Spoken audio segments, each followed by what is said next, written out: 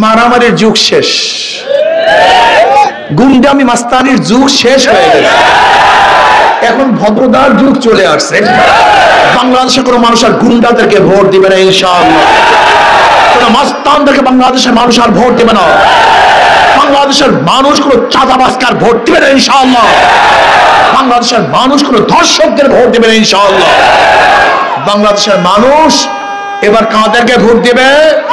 যারা ইসলাম হুকুমত কায়েম করবে ইনশাআল্লাহ। সেরেতাজ সম্মানিত ওলামায়ে কেরাম, সর্বস্তরের ইসলাম প্রিয় দেশপ্রেমের ভাইয়েরা আমার, আল্লাহ পাকের শুকর যে মাওলাই কারীম আপনাকে আমাকে দামি এক সমাবেশে উপস্থিত হওয়ার তৌফিক দান করছেন।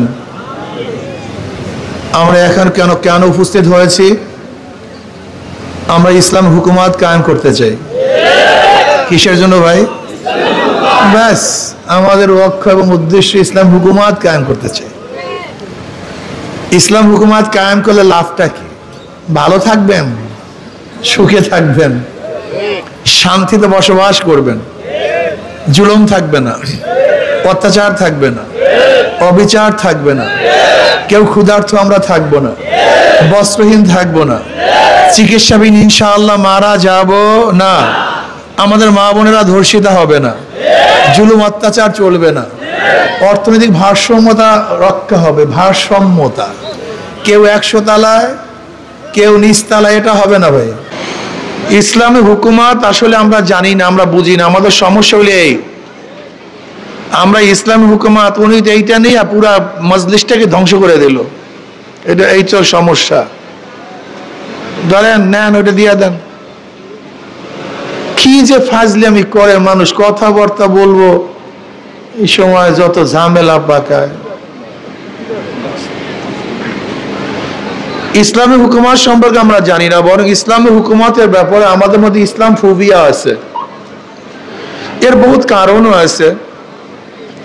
যারা কোরআন ও হাদিস পড়ায় তারও ইসলাম হুকুমত চাই না, বিশ্বাস হয় না। যারা সবর শুকরের বয়ান পড়ায় এদের মধ্যে সবর শুকর নেই। যারা অন্যায়ের মোকাবেলার হাদিস কোরআন পড়ায় এরা অন্যায় মোকাবেলা করতে চাই না। যারা তাগুদের পক্ষ অবলম্বন করলে ইসলাম তাদের উপরে কি ঘৃণা সৃষ্টি করছে, কি মোজাম্মাত বয়ান করছে বয়ান করি, অথচ নিরাই তাগুদের সবচেয়ে বেশি তল্পিবাহক হয়ে যায়।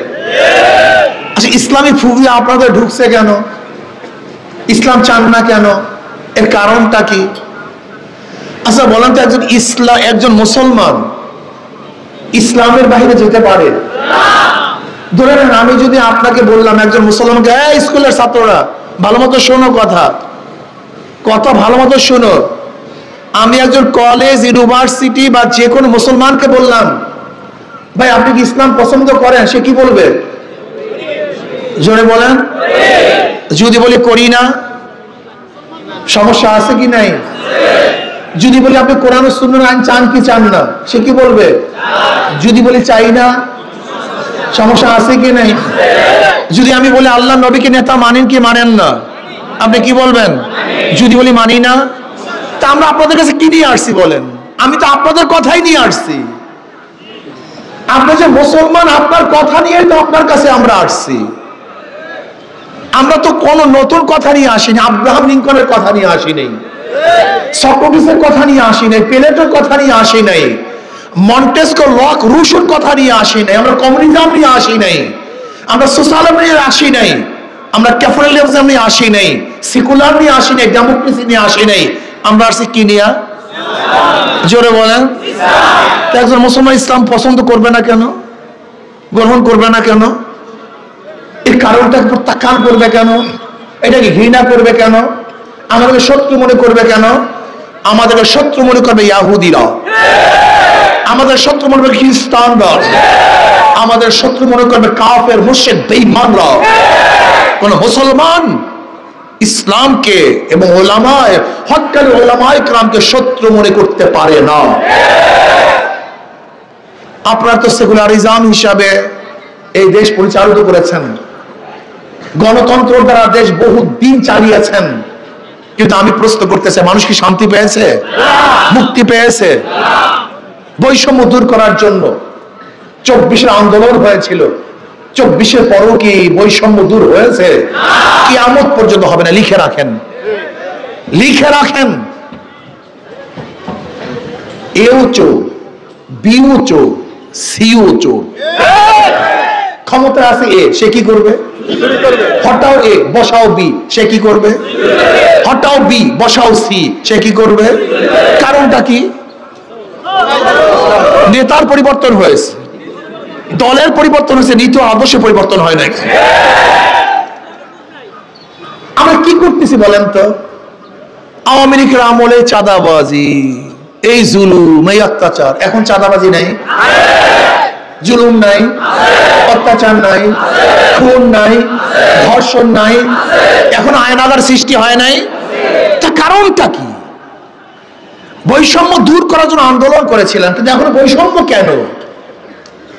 আশ্চর্য বিষয়। মানুষ কত পরিবর্তন করতে চায়, কত জীবন দিবে, কিন্তু কিয়ামত পর্যন্ত কোনো নীতি আদর্শ পরিবর্তন না হলে বৈষম্য দূর হওয়া সম্ভব না।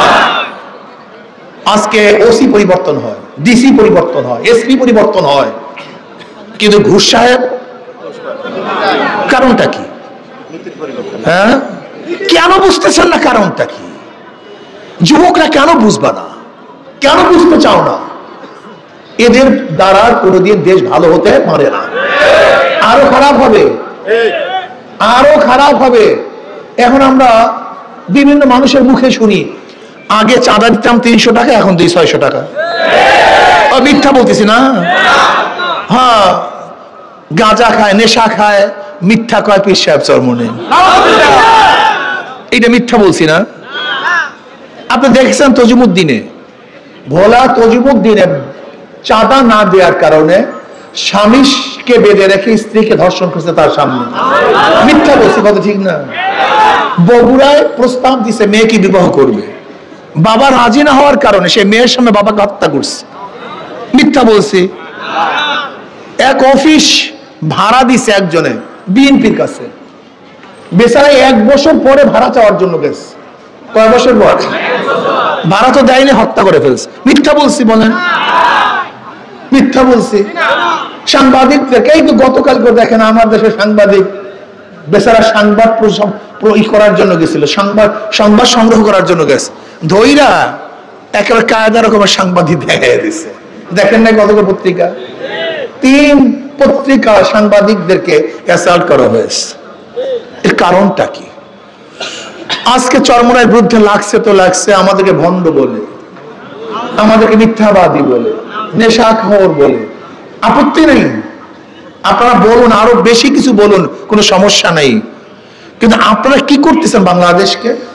আপনারা র্যাম্বো নেশন করবো, র্যাম্বো নেশন, রং ধনু জাতি, যেখানে সমস্ত আদর্শের সমস্ত মতের মানুষ একসাথে থাকবে। অথচ আপনাদের বিরুদ্ধে কেউ কথা বললে আপনারা তাদের উপরে ক্ষিপ্ত হয়ে যান, মারা শুরু করেন। মারামারির যুগ শেষ, গুন্ডামি মাস্তানির যুগ শেষ হয়ে গেছে, এখন ভদ্রতার যুগ চলে আসছে।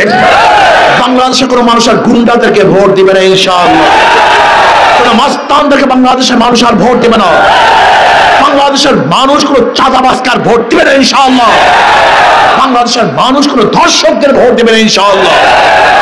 বাংলাদেশের মানুষ এবার কাদেরকে ভোট দিবে? যারা ইসলাম হুকুমত কায়েম করবে ইনশাআল্লাহ। আমি আমার বাবাদেরকে বলবো, আজকে থেকে দৃঢ় প্রত্যয় গ্রহণ করেন। মাত্র 3টা মাস বাকি আছে, মাত্র 3 মাস। শপথ গ্রহণ করুন, শপথ গ্রহণ করুন। আমি আমার সেন্টার থেকে হাত পাখাতে বিজয় করবে ইনশাআল্লাহ। শপথ গ্রহণ করুন। যদি আপনি একা শপথ গ্রহণ করুন, বাংলাদেশের কোন জায়গায় কি রেজাল্ট হবে আমি জানি না, কোন জায়গায় হাত পাকা ভোট পাবে কি পাবে না আমি জানি না, এটা আমার জানার বিষয় নয়। কিন্তু আমার সেন্টারে আমি ইসলামী হুকুমত কায়েম করার জন্য হাত পাকাকে বিজয় করবোই করবে ইনশাআল্লাহ। আজকে আপনি শপথ গ্রহণ করুন। যে প্রত্যেকটা নেতা কর্মী নিজের সেন্টার নিয়ে চিন্তা করেন, আমি আমার সেন্টারে সর্বোচ্চ ভোট দেবো হাত পাকাকে। যদি আপনার সেন্টার নিয়ে চিন্তা করুন, মাত্র ভোট একটা সেন্টার 3000 বা 3500 বা 2500 বা 2000 বা 4000 ভোট, আজকে থেকে নিয়াত করুন যে এতদিন সময়, 90 দিন সময় বাকি আছে, আমি একজন মানুষ, আমি একা কর্মী, একজন ভোটারের কাছে আমাকে কত সময় যেতে হবে, কতবার যেতে হবে, আমি হাতে ধরবো, পায়ে ধরবো, অবশ্যই হাত পাকায় ভোট নিয়ে আসবো। বলে কেন হাত পাকায় ভোট নিয়ে আসবেন? দেখেন, যারা নৌকায় নির্বাচন করে নিজেরা নৌকা চালাতে পারে না, যারা ধানের শীষে নির্বাচন করে নিজেরা ধান কাটতে পারে না, যারা নাঙ্গল নিয়ে নির্বাচন করে নিজেরা আঙ্গুল বইতে পারে না, যারা কুঠা দিয়ে নির্বাচন করে নিজেরা কাঠ ফাটতে পারে না, যারা গরুর চাকা নির্বাচন করে নিজেরা গরুর গাড়ি চালাতে, নৌকা কারা চালায়? গরিবরা। ধান কারে কাটে? গরিব। নাঙ্গল কারা বয়? সব মার্কাগুলি গরিবদের, কিন্তু যারা নির্বাচন করে একজনও গরিব না। মার্কা কাদের? কিন্তু যারা নির্বাচন করে সবটাই ধনী, একটাও গরিব না, সব ধোঁকাবাজি। অর্থাৎ নিজের মার্কার সাথে নিজের কাজের মিল নাই। কিন্তু হাত পাখা এমন একটা প্রতীক, হাত পাখা এমন এক প্রতীক। এই যে দেখেন হাত পাখা, যে নির্বাচন করে সেও ঘুরাতে পারে, যারা সমর্থন করে তারাও চালাতে পারে, পুরুষরাও চালাতে পারে, মহিলারাও চালাতে পারে, ধনীরাও চালাতে পারে, গরিবরাও চালাতে পারে, বড়রাও চালাতে পারে। হাত পাখা প্রয়োজন মুসলমানদের, হাত পাখা প্রয়োজন হিন্দু, খ্রিস্টান, বৌদ্ধদের। কাউর মার্কা, কাউর মার্কা ঘুমের সময় বুকের উপরে থাকে না, কাউর মার্কা না, কাউর মার্কা ঘুমের সময় বুকের উপরে থাকে না। একটা মার্কা যেটা ঘুমের সময় বুকের উপরে রাখে, তার নাম হাত পাখা।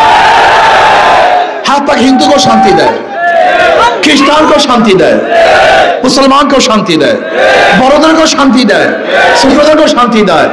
তার মানে এটা হলো শান্তির প্রতীক। আমি বিশ্বাস করি হাত পাখা যদি বিজয় হয়, এই জাতি বিজয় হবে। হাত পাখা বিজয় হয়, দেশ বিজয় হবে ইনশাআল্লাহ। কারেন্ট ফেল করে, হাত পাখা ফেল করে না। কারেন্ট ফেল করে, হাত পাখা ফেল করে না। আজকে থেকে ইনশাআল্লাহ হাত পাখা সুবাতাস সব জায়গায় ছড়িয়ে দেওয়ার জন্য এখানে যারা আসছেন নেতা কর্মীরা, আমি অনুরোধ করব, মিথ্যাকেও হাত তুলবেন না।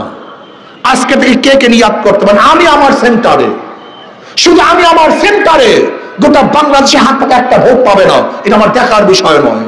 কিন্তু আমি আমার সেন্টারে হাত পাখাকে ফার্স্ট বানাবো ইনশাআল্লাহ। কে কে রাজি আছেন? দুই হাত তোলেন। নারায়ে তাকবীর, নারায়ে তাকবীর। সব মার্কা দেখা শেষ, সব মার্কা দেখা শেষ। কোরআন সুন্নাহর আলো, কোরআন সুন্নাহর আলো। আমি অনুরোধ করব, সময় নেই, ভেদাভেদ ভুলে যান, সব চিন্তা ভাবনা বাদ, এখন থেকে হাত পাখা প্রচারে নেমে যা পড়ুন। সর্বোচ্চ সময় দেন, সর্বোচ্চ সময় দিতে হবে হাত পাখার পক্ষে। সময় নাই, বাতিলদের মোকাবেলা আমাদেরকে বিজয় অর্জন করতেই হবে ইনশাআল্লাহ। আমরা বিজয় অর্জন করবই করব। হিম্মত নেন, খুলুসিয়াতের সাথে নামেন ইনশাআল্লাহ। যদি আপনারা নামতে পারেন নামার মতো ইনশাআল্লাহ, ওয়াজাহিদু ফিল্লাহি হাক্কা জিহাদি, যুদ্ধ করতে হবে যুদ্ধ করার মতো, চেষ্টা করতে হবে চেষ্টা করার মতো ইনশাআল্লাহ। পিআর সিস্টেম নির্বাচন চাই। যদি পিআর সিস্টেম নির্বাচন না, সমস্ত ভোটগুলি কাজে লাগবে। তাহলে কি হবে? 40% ভোট পেয়ে 60% মানুষের উপর কর্তৃত্ব আর চলবে না। জাতীয় সরকার গঠন হবে, সমস্ত আদর্শের মানুষগুলি সংসদে থাকবে, রাস্তায় মারামারি কাটাকাটি হবে না, বক্তব্য আলোচনা সব সংসদে হবে। এই জন্য পিআর সিস্টেম নির্বাচন চাই, সন্ত্রাস মুক্ত দেশ চাই। আমি ইউনূস সরকারকে অনুরোধ করব, লেভেল প্লেইং ফিল্ড করুন। যদি লেভেল প্লেইং ফিল্ড আপনি করতে ব্যর্থ হন, তাহলে জাতি আপনাকে ক্ষমা করবে না। যদি আবার আপনি সুস্থ নিরপেক্ষ নির্বাচন দিতে ব্যর্থ হন, তাহলে জাতি কিন্তু দ্বিতীয়বার আপনাকে ক্ষমা করবে না। এর জন্য আমি বলবো, নিরপেক্ষ নির্বাচন চাই, লেভেল প্লেইং ফিল্ড চাই, গ্রহণযোগ্য নির্বাচন চাই। আপনাদের আলহামদুলিল্লাহ আমাদের নোয়াখালী সদর 4 থেকে ফিরোজ আলম সাহেব, কই নামগুলি কই রে ভাই? থাকেন আপনাদের নাম নিয়ে। আমাদের মাওলানা ফিরোজ আলম সাহেব ইনশাআল্লাহ নোয়াখালী 4 থেকে, সদর থেকে। আমাদের নোয়াখালী 6 থেকে আমাদের নুর ইসলাম শরীফ সাহেব, নুর ইসলাম শরীফ সাহেব